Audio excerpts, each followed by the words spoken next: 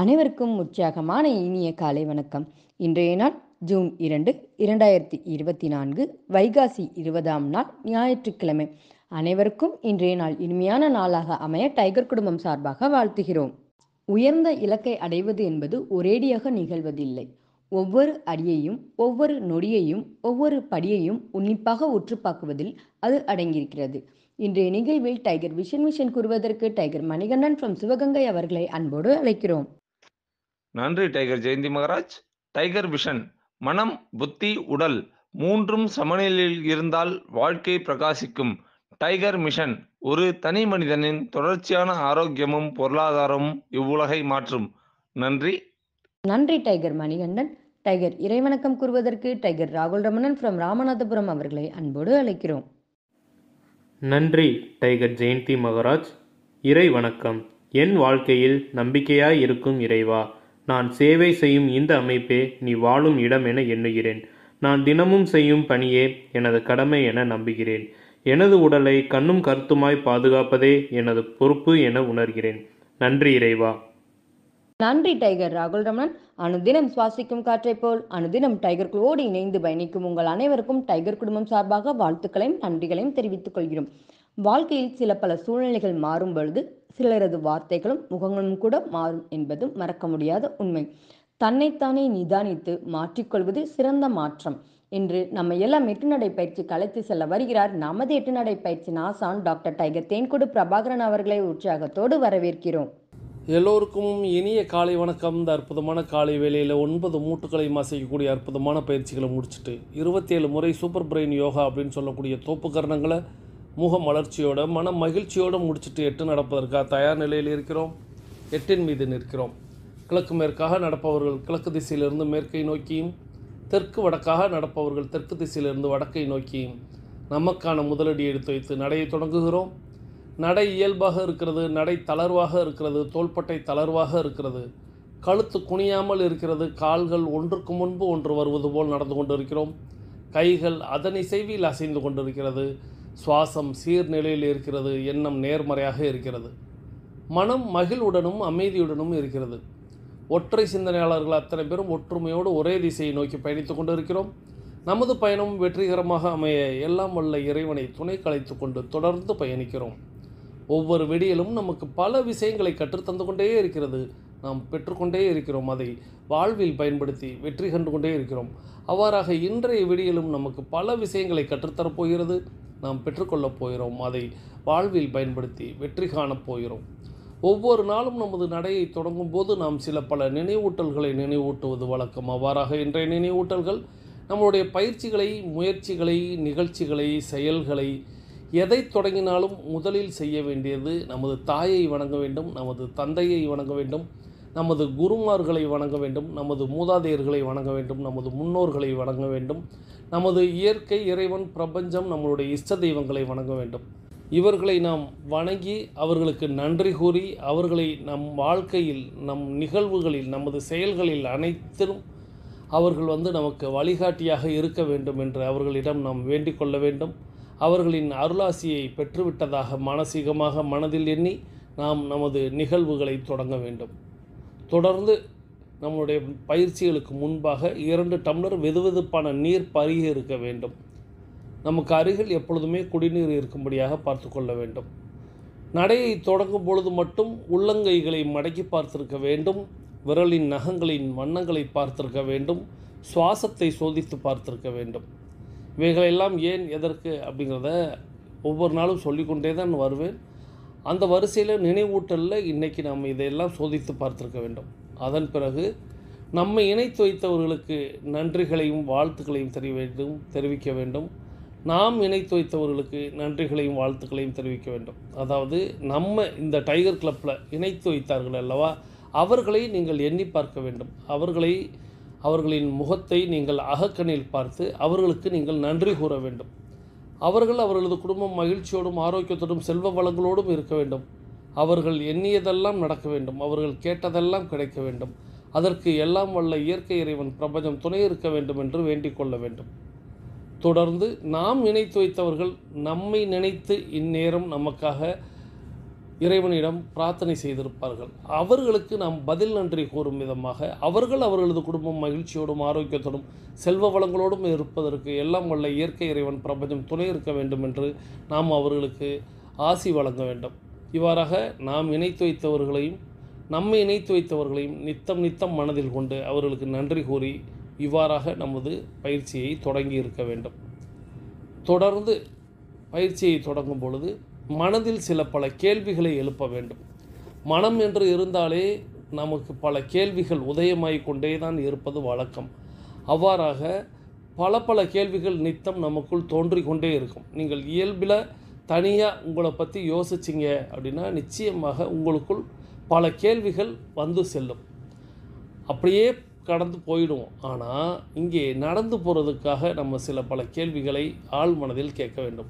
அதில் முக்கிய 3 கேள்விகள் நினைவுபடுத்த வேண்டிய கேள்விகள் என்னவெனில், நாம் எதற்காக இப்பொழுது 8 நடை பயிற்சியை மேற்கொள்கிறோம்? நாம் எதற்காக டைகர் குழுமத்தில் இணைந்து பயணிக்கிறோம்? நாம் நமது இலக்கை நோக்கித்தான் பயணிக்கிறோமா? இந்த 3 கேள்விகள். எதற்காக 8 நடை பயிற்சியை இப்பொழுது மேற்கொள்கிறோம்? எதற்காக நாம் டைகர் குழுமத்தில் இணைந்து பயணிக்கிறோம்? நாம் நமது இலக்கை நோக்கித்தான் பயணிக்கிறோமா? இந்த முத்தான 3 கேள்விகளை, முக்கிய 3 கேள்விகளை நித்தம் நமது ஆழ் மனதில் கேட்டு நாம் நடந்திருக்க வேண்டும். இதை பற்றி வரும் நாட்கள்லையும் நம்ம பார்க்கலாம். ஏன்னா இன்றைக்கி ஞாயிற்றுக்கிழமை அப்படின்னாலே நமக்கு தெரியும், ஏதேனும் ஒரு வரலாற்று கதை அல்லது ஏதேனும் ஒரு புராண கதை இப்படி பார்ப்பது வழக்கம். இதுதான் நம்ம தொடங்கிய காலத்திலிருந்து டைகர் கிளப் அப்படிங்கிற ஒரு விஷயம் தொடங்கிய காலத்திலிருந்து நம்ம இன்றைக்கி 4ஆம் ஆண்டில் பயணித்து கொண்டிருக்கிறோம்.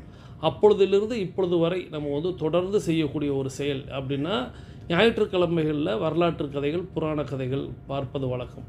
அந்த வரிசையில் கடந்த சில மாதங்களாக நம்ம ராமாயணத்தில் உள்ள கிளைக்கதைகள், அதாவது நாம் அறிந்திடாத சில பல கதாபாத்திரங்கள், அவர்களை வேறு கோணத்தில் பார்ப்பது அப்படிங்கிற மாதிரி நம்ம நிறைய கதாபாத்திரங்களை பார்த்து வருகிறோம். அந்த வரிசையில் கடந்த 2 வாரங்களாக, அதாவது இன்றைக்கி 3வது வாரமாக 3வது பாகமாக நம்ம மண்டோதரி கதை அப்படிங்கிறது கேட்டு வருகிறோம். மண்டோதரி கதையில் நம்ம கடந்த வாரம் நிறைய விஷயங்கள் பார்த்தோம்.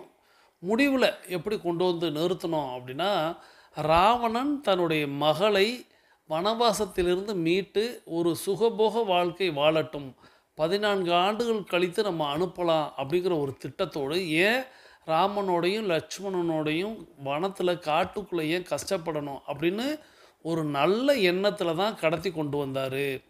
ஆனால் அதை அறியாத ராமனும் லக்ஷ்மணனும் அவர் மீது போர் தொடுத்து அவரை கொன்னதாக அதுவரை நம்ம முடிச்சிருந்தோம்.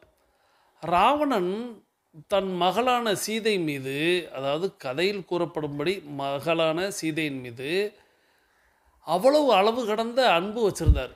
அந்த அன்பின் வெளிப்பாட்டில் தூக்கத்தில் கூட, தூங்கும்போது கூட சீதாதேவியின் பெயரையே உச்சரித்து கொண்டிருந்தாராம்.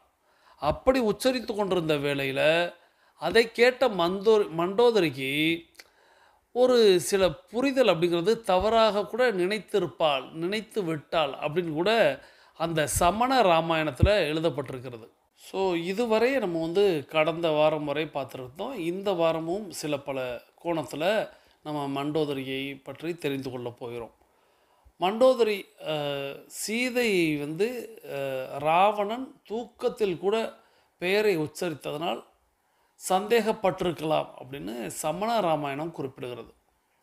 சீதை ராவணனுடைய மகளா இல்லையா என்பது நமக்கு தெரியாவிட்டாலும் ராவணனின் அழிவுக்கு காரணம் சீதை தான் என்பது மட்டும் உண்மை அப்படின்னு அந்த கட்டுரையில் குறிப்பிடுறாங்க.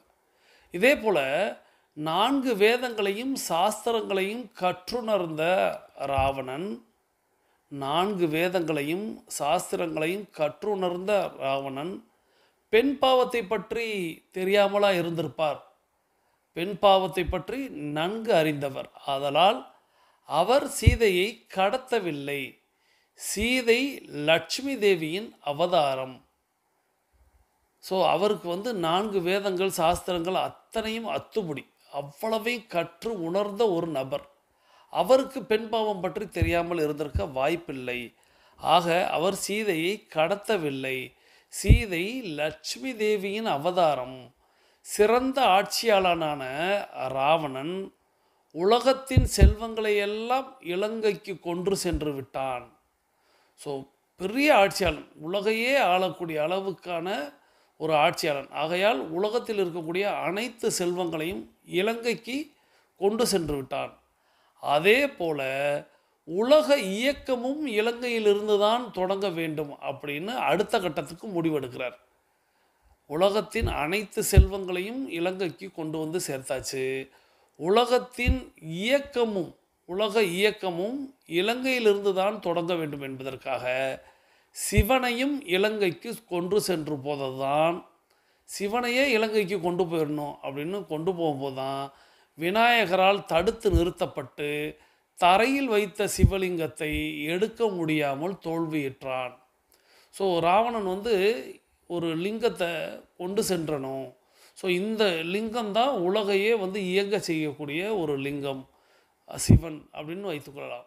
இதையும் இலங்கைக்கு கொண்டு போயிட்டோம்னா செல்வங்களும் நம்மளிடத்தில் இருக்கிறது, உலக இயக்கமும் இலங்கையிலிருந்து தொடங்கட்டும்னு அவர் ஒரு முடிவெடுக்கிறார். அப்போது வழியில் குறுக்கிடக்கூடிய விநாயக பெருமான் ஒரு உதவி கேட்பார். அப்போ அந்த லிங்கத்தை கீழே வச்சுட்டு செய்துட்டு மீண்டும் அந்த லிங்கத்தை தூக்க நினைக்கும் போது முடியாது. ஸோ அந்த விஷயத்தை தான் இந்த இடத்துல சொல்கிறாங்க. ஸோ எடுக்க முடியாமல் தோல்வியுற்றான்.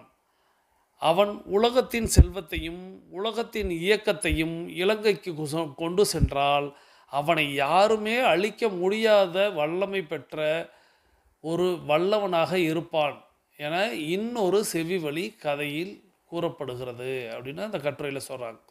ஸோ உலகத்தோடைய செல்வத்தையும் உலகத்தோடைய இயக்கத்தையும் ஒரு சேர ஒரு இடத்துக்கு, தன்னுடைய இடத்துக்கு ராவணன் கொண்டு சென்று விட்டால் அவனை அழிக்கவே முடியாத ஒரு சூழல் ஏற்பட்டுவிடும். அதை தடுப்பதற்காக தான் விநாயக பெருமான் அந்த ஒரு விளையாடலை விளையாடி இருப்பார் அப்படின்னு சொல்லுவாங்க.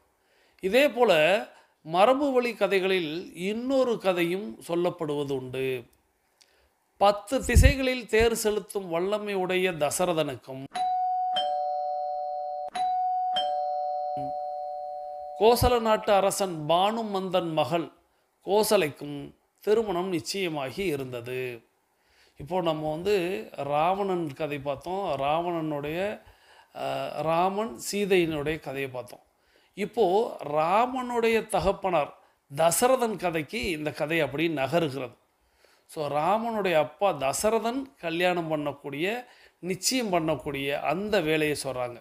10 திசைகளில் தேர் செலுத்தும் வல்லமையுடைய தசரதனுக்கு கோசல நாட்டு அரசன் பானுமந்தன் மகள் கோசலைக்கும் திருமணம் நிச்சயமாகி இருக்கிறது. இதை நிச்சயம் செய்தவர் நம்முடைய கலகமுனி நாரதர் அப்படின்னு அந்த கட்டுரையில் குறிப்பிடுறாங்க. நாரதர்னாலே கலகமுனி அப்படின்னு சொல்லுவாங்க. நாரதர் வந்தாலே கலகம் பிறக்கும், கலகம் பிறந்தால் நன்மை பிறக்கும்னு அடுத்தாப்புல சொல்லுவாங்க. அப்போது நாரதர் தான் அந்த நிச்சயத்தையே ஏற்படுத்துகிறார். யாராருக்கு? தசரதனுக்கும் கோசலைக்கும் திருமணத்தை நிச்சயம் செய்கிறார். நாரதர் வந்தாலே கலகம் வரும் என்பது எல்லோருக்கும் தெரிந்த விஷயம். இங்கும் அதுபோலவே நாரதர் திருமணத்தை நிச்சயம் செய்துவிட்டு ராவணனிடம் இந்த திருமணம் நடந்தால் கோசலைக்கு பிறக்கும் பிள்ளையால் உனக்கு அழிவு நிச்சயம் என்று சொல்கின்றார். ஸோ நிச்சயத்தை பண்ணிவிட்டு ராவணன்கிட்ட வர்றார். ராவணன்கிட்ட அவர் என்ன பண்ணுறாரு அப்படின்னா, இந்த திருமணம் நடந்து விட்டால் கோசலைக்கு பிறக்கக்கூடிய மூத்த பிள்ளையினால் உனக்கு அழிவு நிச்சயம் அப்படின்னு சொல்கிறார். அதே வேளை கோசல நாடு சென்று ராவணனால் இந்த திருமணம் நிறுத்தப்படலாம் என்று பத்த வைத்துவிட்டு போகிறார் கலகமுனி நாரதர். ஸோ ராவணனிடத்தில் சொல்கிறார், கோசலைக்கு பிறக்கக்கூடிய மூத்த குழந்தை அப்படிங்கிறது உன்னுடைய அழிவுக்கு காரணமாக இருந்துவிடும் அப்படின்னு சொல்கிறார். இப்போது ராவணன் கோபப்படுவார், அடுத்து அந்த கல்யாணத்தை தடுத்து நிறுத்த பார்ப்பாருங்கிற விஷயத்தை அறிந்து கொண்டு கோசல நாட்டுக்கு போய் ராவணன் இந்த திருமணத்தை நிறுத்தலாம் அப்படின்னு பற்ற வச்சுட்டு போயிடுறார். உடனே தசரதன் 10 கிரீடத்துக்கு அரசனான ராவணனோடு போர் புரிந்து வெற்றி பெற முடியாது ஏன்னா இவர் 10 தேர் ஓட்டக்கூடிய வல்லமை படைத்தவராக தசரதனாக இருந்தாலும் இந்த 10 தலைக்கு 10 கிரீடத்தை உடைய அரசனான இந்த ராவணனை வெல்வது அப்படிங்கிறது வாய்ப்பு இல்லை அப்படிங்கிறத அவர் புரிந்து கொண்டு கோசல நாட்டில் திருமணத்தை வைக்காமல் கடல் நடுவில் யாருக்கும் தெரியாமல் திருமணத்தை நடத்துகிறார். ஸோ நாட்டில் வச்சா தான் ராவணனால் தொல்லை ஏற்படலாம், திருமணம் நிறுத்தப்படலாம். ஆகையால் நம்ம வந்து கடலுக்குள்ளே வைக்கலாம் அப்படின்னு சொல்லிட்டு கடலில் ஒரு தீவுக்குள்ளே கடலின் நடுவில் திருமணத்தை நடத்துகிறார். கோசலையை தேடி ராவணன் கோசல நாடு சென்று அங்கு கோசலை இல்லாததை கண்டு தன் நாடு திரும்புகிறார். வரும் வழியில் கடல் நடுவில் ஒரு நகரத்தில் கோசலை இருப்பதை காண்கின்றார். ஸோ இப்போ கோசல நாட்டுக்கு ராவணன் போகிறாரு, போயிட்டு அங்கே கோசலை இல்லைங்கிறத தெரிஞ்சுக்கிறாரு. தெரிஞ்சுட்டு வேறு வழி இல்லாமல் தன்னுடைய நாட்டுக்கே திரும்புகிறாரு. அப்படி அவர் தன்னுடைய நாட்டுக்கு கடல் மார்க்கமாக திரும்பும் பொழுது கடலின் நடுவே ஒரு நகரத்தில் கோசலை இருப்பதை அவர் தெரிந்து கொள்கிறார். பெண்களை வீரர்கள் தாக்கக்கூடாது என்பதால் உயிருடனே கடத்தி வருகின்றார். ஸோ அப்போ சீதாதேவிக்கு முன்பாகவே ராவணன் கோசலையை கடத்தி இருக்கிறார் அப்படின்னு இந்த கதை சொல்கிறது. அப்போது வீரர்கள் வந்து ஒரு நல்ல வீரன் அப்படிங்கிறவன் தனக்கு நிகரானவர்களோடு மட்டும்தான் சண்டையிட வேண்டும். தனக்கு கீழானவர்களோடு சண்டையிடுவது அழகல்ல, வீரமல்ல அப்படின்னு சொல்லுவாங்க. அப்போது தனக்கு நிகரான ஒரு ஆணாக இல்லாவிட்டால் கூட சண்டையிடுவது தவறு. அப்போது ஒரு பெண் அப்படிங்கிறவங்க நிச்சயமாக ராவணனை விட பலம் குறைந்தவர்களாக இருக்க வாய்ப்புண்டு. அப்போது ஒரு வீரன் பெண்களோடு சண்டையிடுவது தவறு அப்படிங்கிறதுனால, கொலை செய்வது அதைவிட மகா குற்றம் என்பதனால கோசலையை கடத்தி விடுகிறார். ஏன்னா தான் உயிரோடு இருக்கணும். ஸோ தான் உயிரோடு இருக்கணும்னா கோசலைக்கு குழந்தை பிறக்கக்கூடாது. கோசலைக்கு குழந்தை பிறக்கக்கூடாதுன்னா தசரதனோடு இருக்கக்கூடாது. அப்போது கடத்திடலாம் அப்படின்னு ஒரு திட்டத்தை போட்டு அவர் கடத்தி கொண்டு போயிறார். தன்னுடைய நாட்டுக்கு போகவும் தான் கொல்லக்கூடாது, ஆனால் தன்னுடைய வீரர்கள் மூலமாக கோசலையை கொல்லலாம்னு ஒரு திட்டம் போடுறார். ஆனால் எல்லா சாஸ்திரங்களையும் கற்ற மண்டோதரி பெண்ணை கொலை செய்வது அழிவுக்கு ஒப்பானதாகும் அப்படின்னு மன்றாடுறாங்க. எப்போது சீதாதேவிக்கு மட்டும் இல்லை, அதுக்கு முன்னாடி கோசலைக்குமே மண்டோதரி வந்து மன்றாடுறாங்க. ஏன்னா பெண் கொலை அப்படிங்கிறது கொலையே பாவம், அதிலும் பெண் கொலை அப்படிங்கிறது அதை விட பெரிய அழிவை தரும். அப்படிங்கிறதுனால கோசலையை வந்து எப்படியாவது விட்டுவிடுமாறு காப்பாற்றுமாறு கேட்குறார். ஸோ அதுக்கு ஒரு ஐடியாவும் கொடுக்குறாங்க மண்டோதரி. என்ன ஐடியா அப்படின்னா, தன்னுடைய கணவன் உயிருக்கு இவருக்கு பிறக்கும் குழந்தையால் மகனால் தானே ஆபத்து ஏற்படும். அப்போது நாம் ஒரு சாபத்தை கொடுத்து விடலாம் அப்படின்னு ராவணனிடத்தில் ஒரு சாபத்தை கொடுக்கலாம். யாருக்கு? கோசலைக்கு. அதாவது கோசலைக்கும் தசரதனுக்கு புத்திர பாக்கியம் இருக்கக்கூடாது அப்படின்னு சொல்லிட்டு ஒரு சாபத்தை கொடுத்துடலாம். அப்போ தசரதன் வாயிலாக கோசலைக்கு குழந்தை அப்படிங்கிறது இல்லாமல் போயிடும். ஆகையால் தசரதனுக்கு புத்திர பாக்கியம் இல்லை அப்படிங்கிற மாதிரி ஏற்படாதவாறு சாபம் விடுகிறார்கள். ஸோ விதி அப்படிங்கிறது வலியது அப்படின்னு சொல்லுவாங்க. தசரதனோட பிள்ளையின் கையினால் தான் ராவணன் கொல்லப்படணும் அப்படிங்கிறது விதி. ஆனால் அந்த விதியை இவர்கள் சற்று மதியால் வெல்லலாம் அப்படிங்கிற மாதிரி தசரதனுக்கு புத்திர பாக்கியமே கிடையாது அப்படின்னு கொண்டு வந்து முடிச்சிடுறாங்க. ஸோ இப்போது இந்த விதியை தீர்மானிக்கக்கூடிய அந்த சிவனும் பார்வதியும் என்ன செய்கிறாங்க அப்படின்னா, இந்த விதியை மாற்றியமைக்க விரும்பாத பார்வதி பரமேஸ்வரர் மண்டோதரிக்கும் ராவணனுக்கும் பிறக்கும் பெண் குழந்தையாலேயே உங்களுக்கு அழிவு என்று சாபம் விடுகின்றார்கள். இவங்க அவங்களுக்கு சாபம் விட்டுறாங்க. யாருக்கு? தசரதனுக்கும் கோசலைக்கும் சாபம் விட்டுறாங்க, புத்திர பாக்கியம் கூடாதுன்னு. இப்போது பரமேஸ்வரனும் பார்வதியும் மண்டோதரிக்கும் ராவணனுக்கும் சாபம் விடுறாங்க. உங்களால் பிறக்கக்கூடிய குழந்தையின் வாயிலாகத்தான் ராவணனுக்கு அழிவு அப்படின்னு சாபத்தை மாற்றி அமைக்கிறார்கள்.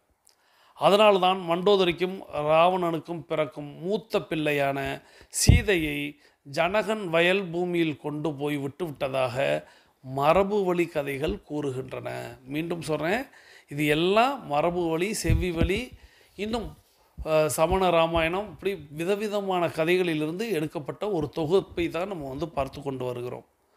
ஸோ இப்போ மண்டோதரி ராவணன் தம்பதிகளுக்கு மேகநாதன், அதிகயா மற்றும் அக்ஷயகுமார் ஆகிய 3 மகன்கள் பிறக்கின்றனர். மண்டோதரிக்கும் ராவணனுக்கும் என்ன நம்ம இந்த மாதிரியான பேர்களை கேள்விப்படலையே, ஆனால் மேகநாதன் சொல்கிறோமே அப்படின்னு நீங்கள் யோசிக்கலாம். மேகநாதன், அதிகயா, அக்ஷயகுமார் ஆகிய 3 மகன்கள் பிறந்தனர். விஷ்ணுவின் அவதாரமான ராமபிரான் வனவாசம் சென்றிருந்த வேளையில் சீதாதேவியை கடத்தினான் ராவணன். மண்டோதரி சீதாதேவியை உடனடியாக ராமனிடம் திருப்பி அனுப்புமாறு பலமுறை வேண்டுகோள் விடுத்தாள். ஆனால் ராவணன் எதையும் கேட்கவில்லை. சீதாதேவியின் தலையை துண்டிப்பதற்காக தன்னுடைய வாளை ஓங்கினான் ராவணன். ஸோ இது வந்து இன்னொரு கதையை சொல்கிறாங்க. எப்படி அப்படின்னா 3 பிள்ளைகள் மண்டோதரிக்கும் ராவணனுக்கும்.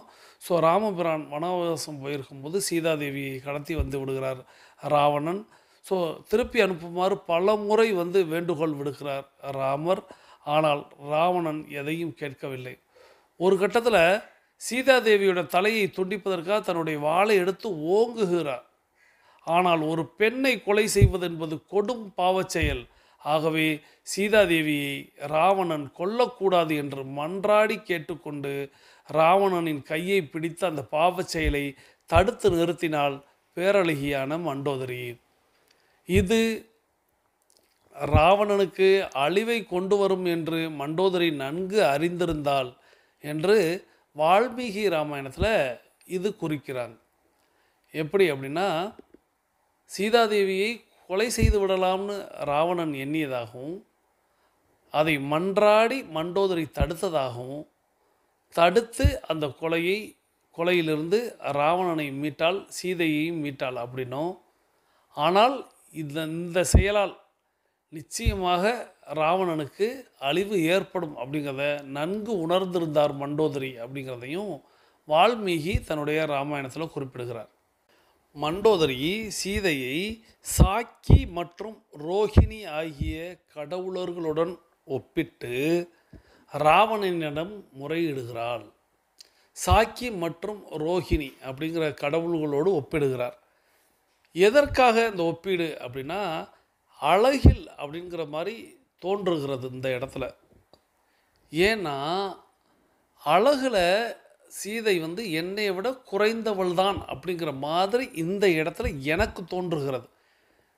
சாக்கி மற்றும் ரோஹிணி ஆகிய கடவுளுடன் சீதையை ஒப்பிட்டு, ஏன்னா அதுக்கு அடுத்தவர் என்ன எழுதுகிறாங்க அப்படின்னா, நம்ம அனுமனே ஒரு முறை மண்டோதரியை கண்டு இவர்தான் சீதையாக இருக்குமோ அப்படிங்கிற மாதிரி நம்ம அந்த கதையை தொடங்கும் பொழுது சொன்னோம். அவ்வளவு பெரிய பேரழகி மண்டோதரி.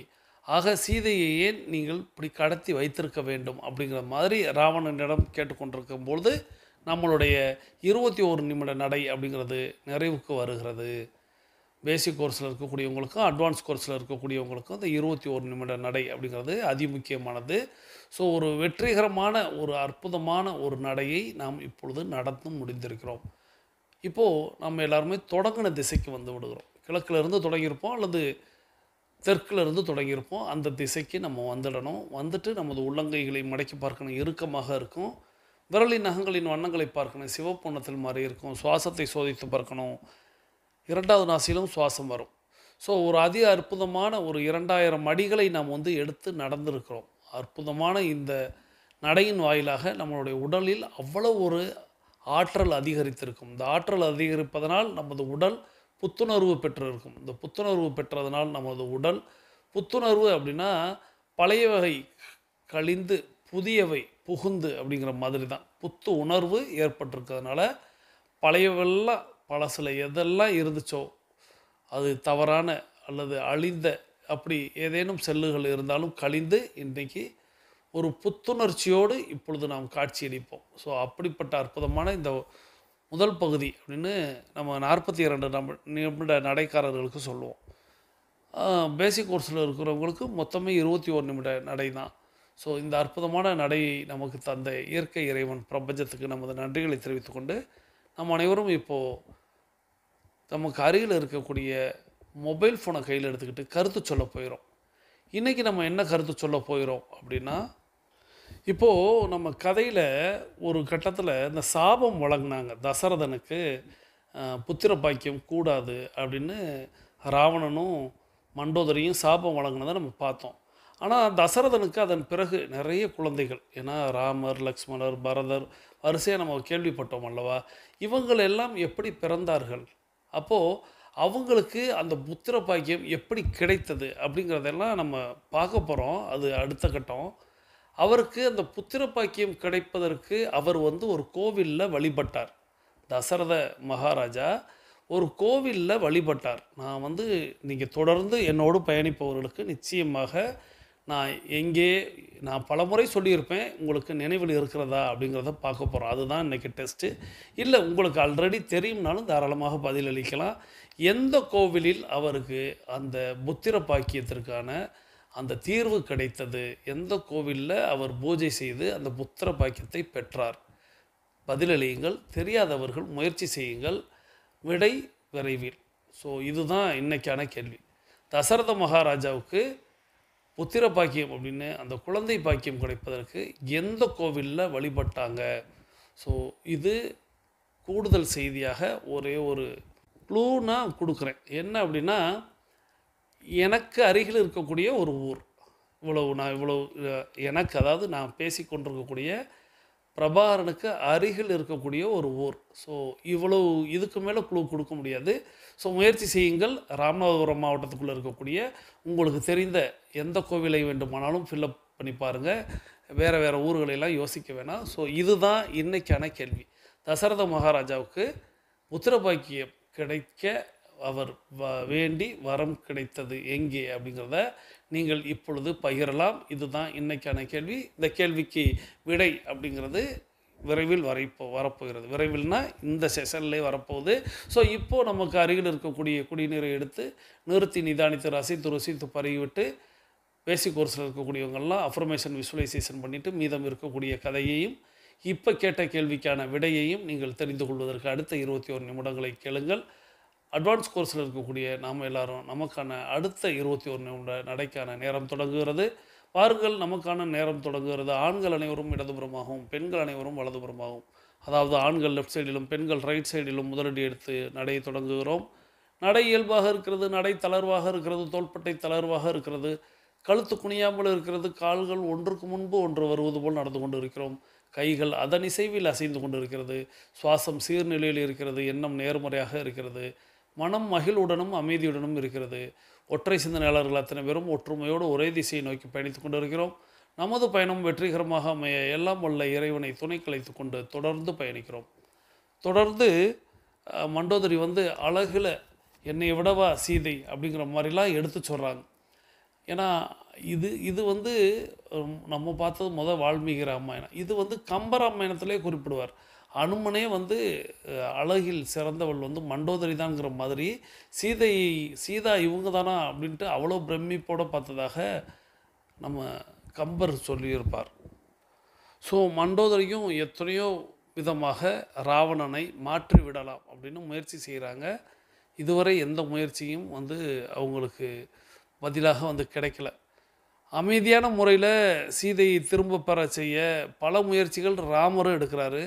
அனைத்து முயற்சிகளும் அங்கேயும் தோல்வியில் முடிவடைகிறது. ஸோ இப்போது ராமர் இலங்கையின் மீது போர் தொடுக்கலாம் அப்படின்னு ஒரு போர் தொடுப்பதை அறிவிக்கிறார்.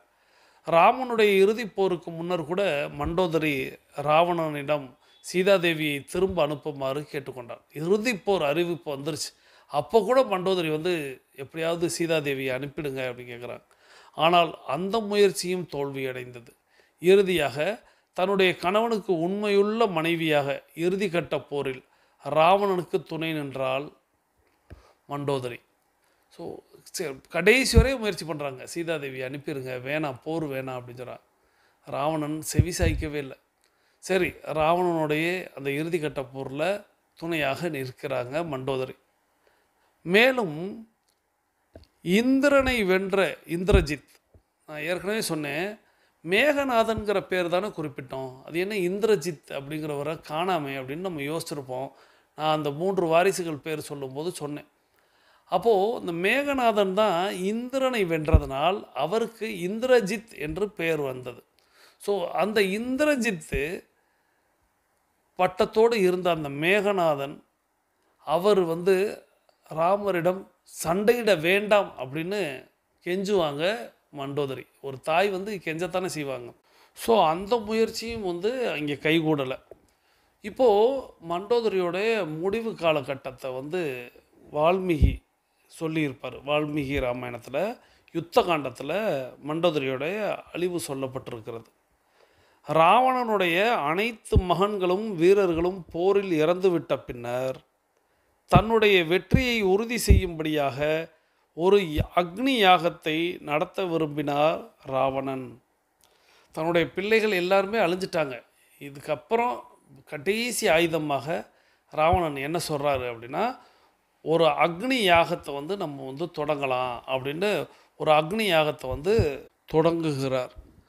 இப்போது ராவணன் இந்த செயலை செய்கிறார், அவர் ஒரு யாகத்தை தொடங்குகிறார் அப்படின்னா அதை எப்படி நிறுத்தலாம் அப்படின்னா, டிஸ்டர்ப் பண்ணுன்னா நிறுத்தலாம். யாரை ஒருத்தரையும் டிஸ்டர்ப் பண்ணால் நிச்சயமாக ப்ரெஷர் அதிகமாயிரும், யாருக்காக இருந்தாலும். ஸோ அப்படி யாரையும் டிஸ்டர்ப் பண்ணால் எப்படி ப்ரெஷர் அதிகரிக்குமோ, அதனால் அந்த விஷயம் தடைபடுமோ, அதை ராமர் செய்ய விரும்புகிறார்.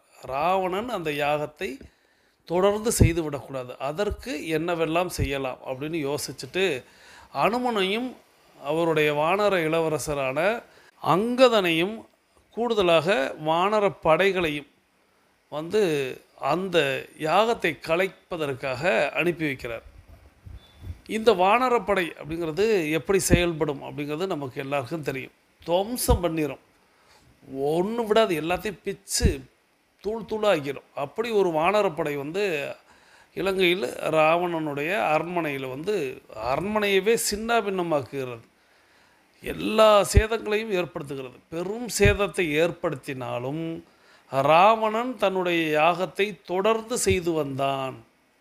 ஸோ என்ன நடந்தால் என்ன, நான் செய்வதை நான் செய்வேன் அப்படிங்கிற மாதிரி ராவணன் யார் என்ன டிஸ்டர்ப் பண்ணாலும் தான் செய்வதை செய்வேன் அப்படின்னு செஞ்சுக்கிட்டு இருக்கான். ஆனாலும் அவனுக்கும் ஒரு வீக் பாயிண்ட் இருக்கும்ல, எதை டச் பண்ணால் அவனும் அந்த எவ்வளவு தடைகளையும் தாண்டக்கூடிய ராவணனுக்கும் ஒரு வீக் பாயிண்ட் இருக்கும். அப்படிங்கிற மாதிரி அங்கதன் என்ன செய்கிறாரு அப்படின்னா, நிச்சயமாக ராவணனுடைய யாகத்தை தடுத்து நிறுத்த வேண்டுமென்றால் மண்டோதரியின் மீது கை வைப்போம்.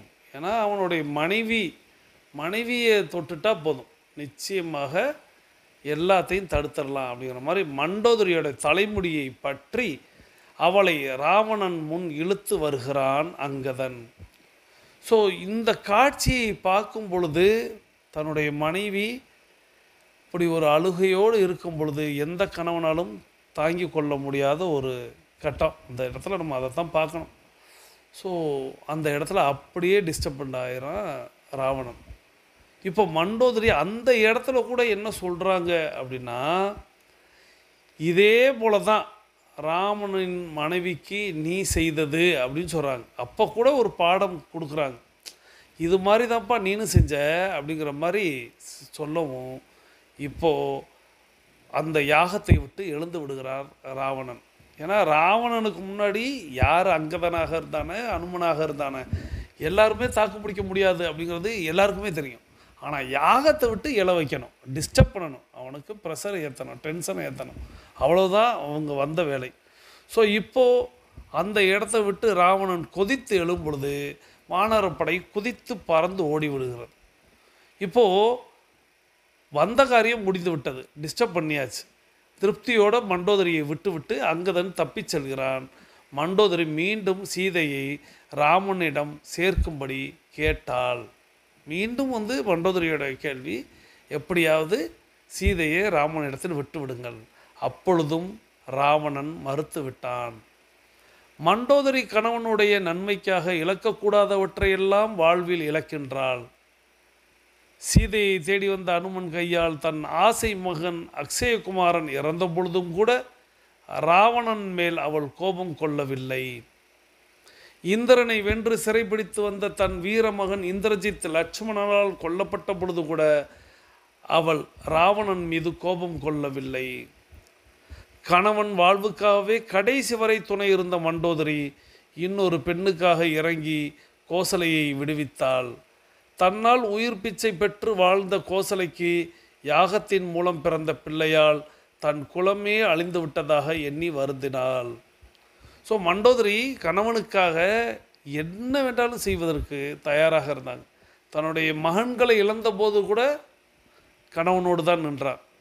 தன்னுடைய கணவனுக்கு இழப்பு ஏற்படும் என்றாலும் கோசலையை விடுவித்தாள்.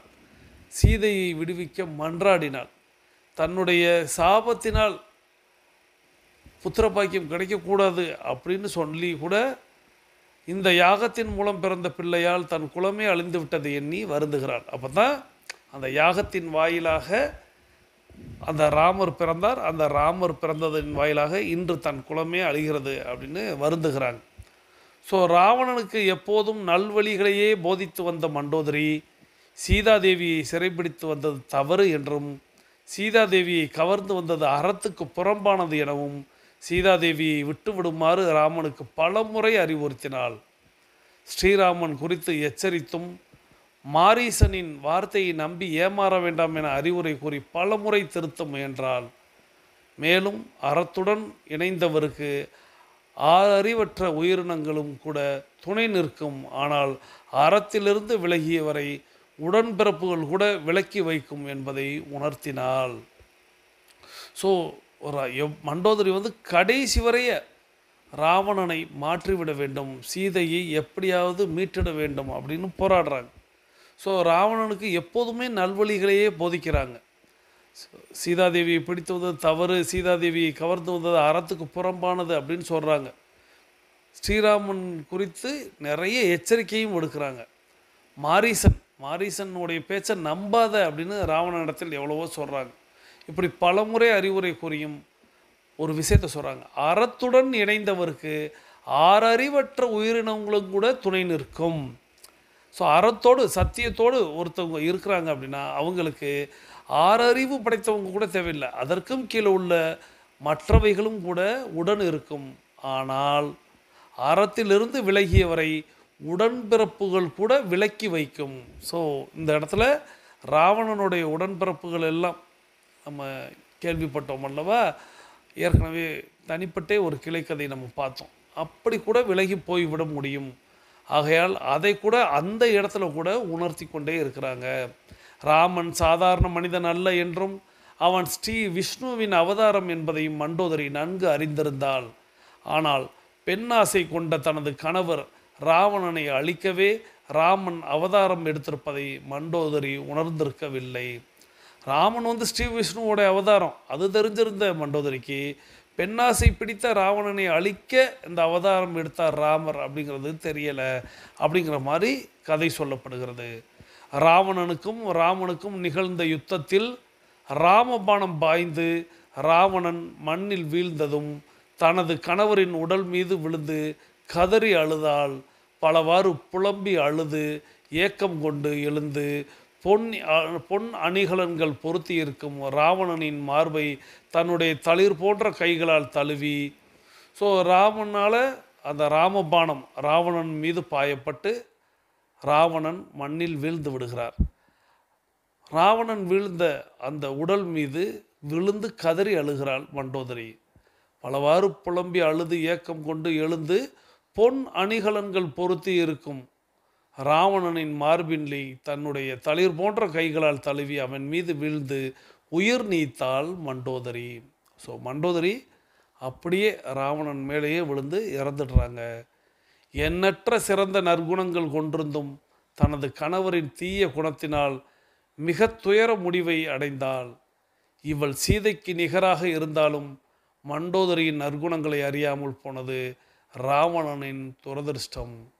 இது புராண இதிகாச கதையாக இருந்தாலும் தற்போதைய பல்வேறு சம்பவங்களுக்கும் பதிலளிக்கும் விதத்திலேயே உள்ளது அப்படின்னு அந்த கட்டுரையை கொண்டு வராங்க ஒரு முடிவு.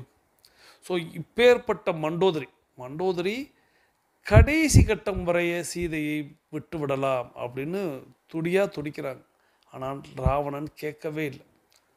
ஒவ்வொரு பாடத்திலையும் தன்னுடைய தலைமுடியை பிடித்து இழுத்து அங்கதன் செய்த காட்சியை இப்படித்தானே நீ சீதையை ராமனிடத்திலிருந்து பிரித்து வந்தாய், இதே துயரம்தானே ராமனும் அடைந்திருப்பார்னு அந்த இடத்துல கூட ஒரு பாடத்தை சுட்டி காட்டினாள். அப்போது நம்ம மண்டோதரியை அந்த இடத்துல தான் பார்க்கணும். தன்னை ஒருத்தன் தலைமுடியை பிடிச்சிட்டான்னா எட்ரா வெட்ரா கொல்றா குத்துறான்லாம் சொல்லலை. இப்படித்தானப்பா நீனு செஞ்ச அப்படின்னு அந்த இடத்துல சுட்டி காட்டுறாங்க. கடைசி வரைய ராவணனை மாற்ற முயற்சி செய்தார் மண்டோதரி அப்படின்ட்டு அந்த கதையை கொண்டு முடிக்கிறாங்க. இந்த அற்புதமான கதையின் வாயிலாக நாம் தெரிந்து கொள்ள வேண்டியது அப்படிங்கிறது, அறத்தின்பால் இருந்தால் நிச்சயமாக அது யாராக இருந்தாலும் ஆறறிவற்ற ஜீவன்கள் கூட துணை நிற்கும் அப்படிங்கிறதும், அறத்திற்கு வெளியே இருந்தால் கூட பிறந்தவர்களாக இருந்தால் கூட விலகி நிற்பார்கள் அப்படிங்கிற ஒரு அற்புதமான கருத்தை இந்த கதையின் வாயிலாக கற்றுக்கொண்டோம். மண்டோதரி அப்படிங்கிறவங்க ஒரு அற்புதமான நிறைய கலைகளை கற்று நிறைய அழகினை பெற்று நல்ல குணங்களை உடையவர்களாக இருந்தாலும் கடைசி வரை தன்னுடைய கணவனுக்கு துணையாக நின்றாலும் கணவன் தன்னுடைய குணத்தை பற்றி அறியாமலேயே மறைந்து விட்டார் அப்படிங்கிற ஒரு விஷயத்தை கடைசியாக அந்த கதையில் முடிச்சிருந்தாங்க. சரி, நம்மளுக்கு மண்டோதரி கதை நிறைய விஷயத்தை கற்றுத்தந்திருக்கும். கடந்த 3 வாரங்களாக மண்டோதரியும் நம்மளோடு இணைந்து பயணித்து விட்டார். நான் இடைவெளியில் ஒரு கேள்வி கேட்டிருந்தேன். அந்த கேள்விக்கான விடை நிறைய பேர் பதில் அளிச்சிருப்பீங்க. இந்த இடத்துல அந்த என்ன கோவில் அப்படிங்கிறத நம்ம பார்க்க போயிடும். ராமன் பிறப்புக்கு முக்கிய காரணம் அப்படிங்கிறது இந்த சாபம் நீங்கணும். தசரதனுக்கு கொடுக்கப்பட்ட அந்த புத்திர பாக்கியம் கூடாது அப்படிங்கிற அந்த சாபம் நீங்க வேண்டுமென்றால் அதற்கு ஒரு கோவிலில் வழிபாடு செய்ய வேண்டும், யாகம் செய்ய வேண்டும். அந்த யாகத்திற்கு பலனாக அவர்களுக்கு அந்த புத்திர பாக்கியம் கிடைக்கும் அப்படின்னு அவர்களுக்கு சொல்லப்பட்ட கோவில் அப்படிங்கிறது நாம் இந்த ராமாயண கதையிலே இடையில கூட சொல்லியிருப்போம். திருப்புல் அணை அப்படின்னு ஒரு ஊர் சொல்லியிருப்பேன், திருப்புல்லானி அப்படின்னு சொல்லியிருப்பேன்.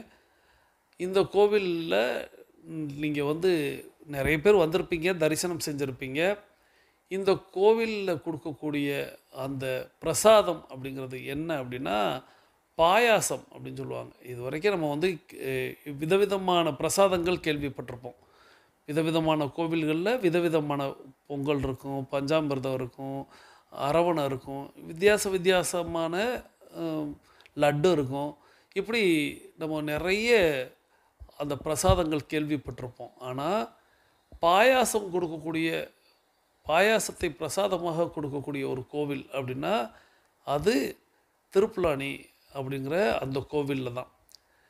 ஏன்னா இந்த யாகம் வளர்த்து அந்த யாகத்தின் பலனை பாயாசத்தில் கலந்து தசரத மகாராஜாவுக்கு கொடுத்தார்களாம். அதன் வாயிலாக அவருக்கு புத்திர பாக்கியம் கிடைத்தது அப்படிங்கிறது புராண கதைகளில் கூறப்படுகிறது. ஸோ நிறைய ஜோசியர்கள் பரிகாரம் சொல்லுவாங்கள் அல்லவா, அப்படி இந்த குழந்தை பாக்கியம் இல்லாதவர்கள் இந்த கோவிலுக்கு செல்ல வேண்டும் அப்படின்னு சொல்லுவாங்க. நிறைய பேர் இந்த கோவிலுக்கு வருவாங்க, நிறைய பேர் தரிசனம் பண்ணுவாங்க, சென்றுடுவாங்க. ஆனால் இந்த கோவிலில் வழங்கக்கூடிய பிரசாதம் அப்படிங்கிறது ஒரு குறிப்பிட்ட நேரத்தில் தான் படைக்கப்படும். ஏன்னா இறைவனுக்கு படைக்கப்பட்டு அந்த உணவு தான் பிரசாதமாக வழங்கப்படுவது வழக்கம். மற்றபடி பிரசாத ஸ்டாலில் போய் நம்ம பார்த்தோம் அப்படின்னா எல்லா கோவில்கள்லேயுமே லட்டு இருக்கும், முறுக்கு இருக்கும், அப்பம் இருக்கும். இந்த மாதிரி பழனி போன்ற கோயில்களில் பஞ்சாமிர்தம் இருக்கும், திருப்பதி போன்ற கோவில்களில் லட்டு இருக்கும். ஆனால் இந்த பாயாசம் அப்படிங்கிறது சரியாக மதியான பூஜையில் மட்டும்தான் வழங்கப்படும். ஸோ அதனால் கூடுதல் தகவலாக இந்த இடத்துல நான் உங்களுக்கு கொடுக்குறேன். ஏன்னா நீங்கள் இந்த கதையை கேட்டுட்டு நிறைய பேருக்கு சொல்லுவீங்க. இது எல்லாமே நம்பிக்கையின் அடிப்படையில் அப்படிங்கிறது தான் நான் குறிப்பிடுவேன். அப்படி ஏதேனும் யாரேனும் கோவிலுக்கு போகிறாங்க, நீங்கள் சொல்லி போகிறாங்க அல்லது நீங்களே போகிறீங்க அப்படின்னா மதியான பூஜையில் நீங்கள் கலந்து கொள்ளும்பாரு 12 மணிக்கு அப்படிங்கிறது மாதிரி இருக்கும் அந்த பூஜை. 11:30 12:15 நினைக்கிறேன். ஸோ அதில் கலந்துக்கிட்டு அதை நம்ம அர்ச்சகர்கள்ட்ட அந்த விபரத்தை சொல்லி அந்த பாயாசத்தை, அதுக்காக புத்திர பாக்கியத்துக்கு மட்டும் நான் சொல்லலை, அந்த கோவிலுக்கு நீங்கள் போனீங்கன்னா அந்த கோவிலுடைய பிரசாதமான அந்த பாயாசத்தை பருகி பாருங்கள். அருந்து பாருங்கள், அற்புதமாக இருக்கும். ஸோ இது வந்து கூடுதலாக அந்த ஊர்க்காரன் அப்படிங்கிறதுனால இந்த தகவலை இந்த இடத்துல சொல்கிறேன். ஸோ திருப்புல்லணை அப்படிங்கிறது தான் அதற்கான சரியான விடை. ஸோ இந்த கதையை வைத்து நீங்கள் உடனே எல்லார் இடத்திலும் பரப்ப வேண்டாம், நம்பிக்கையை கொடுங்கள். நிச்சயமாக புத்திர பாக்கியத்துக்கு நிறைய விஷயங்கள் இருக்குது. நம்மளுடைய விஷுவலைசேஷனே நிறைய விஷயத்தை உங்களுக்கு வந்து சேர்க்கும். ஸோ அதையெல்லாம் நீங்கள் அவர்களோடு பகிரலாம். இன்றைய கதை உங்களுக்கு பிடித்திருக்கா அப்படிங்கிறத நீங்கள் வந்து லைக் செய்வதன் மூலமாக நான் அறிந்து கொள்வேன். நிறைய நண்பர்களுக்கு நீங்கள் ஷேர் செய்வதன் வாயிலாக நான் தெரிந்து கொள்வேன். ஸோ இப்போது நம்மளுடைய 42 நிமிட நடை அப்படிங்கிறது நிறைவுக்கு வருகிறது. வாருங்கள், அனைவரும் தொடங்கிய திசைக்கு வந்து விடுகிறோம். கிழக்கு மேற்காக தொடங்கியவர்கள் கிழக்கு திசையிலும், தெற்கு வடக்காக தொடங்கியவர்கள் தெற்கு திசைக்கு வந்து விடுகிறோம். நமது உள்ளங்கைகளை மடக்கி பார்க்கிறோம். இறுக்கமாக இருக்கிறது. விரலின் நகங்களின் வண்ணங்களை பார்க்கிறோம். சிவப்பண்ணத்தில் மாறி இருக்கிறது. சுவாசத்தை சோதித்து பார்க்கிறோம். 2வது நாசிலும் சூப்பராக சுவாசம் வரக்கூடிய இந்த வேளையில் நாம் அனைவரும் கிழக்கு திசையை நோக்கி நின்று கொள்கிறோம். தொடர்ந்து நம்ம வந்து அஃபர்மேஷன் மற்றும் விசுவலைசேஷன் செய்ய போகிறோம். இன்று என்னோடு இணைந்து பயணித்த அத்தனை அன்பு சகோதர சகோதரிகளுக்கும் அவர்களது குடும்பம் மகிழ்ச்சியோடும் ஆரோக்கியத்தோடும் செல்வ வளங்களோடும் இருப்பதற்கு எல்லாம் வல்ல இயற்கை இறைவன் பிரபஞ்சம் துணை நிற்கட்டும் என்று வேண்டி வணங்கி வாழ்த்தி, அவர்களுடைய குடும்பத்தில் ஆனந்தம் நிலைத்திருக்க வேண்டும், அவர்களது குடும்பத்தில் மகிழ்ச்சி நிலைத்திருக்க வேண்டும், அவர்களது குடும்பத்தில் ஆரோக்கியம் நிலைத்திருக்க வேண்டும், அவர்களுடைய பொருளாதாரம் உயர்ந்து கொண்டே இருக்க வேண்டும், அவர்களுடைய தொழில் வளர்ந்து கொண்டே இருக்க வேண்டும், அவர்களுடைய பணி சிறந்து விளங்க வேண்டும். அதற்கு எல்லாம் வல்ல இயற்கையே, இறைவனே, பிரபஞ்சமே நீ துணை நிற்க வேண்டும் என்று வேண்டி வணங்கி வாழ்த்தி மீண்டும் சந்திப்போம், கலந்து சிந்திப்போம். வாழ்க நலத்துடன், வாழ்க வளத்துடன். நன்றி.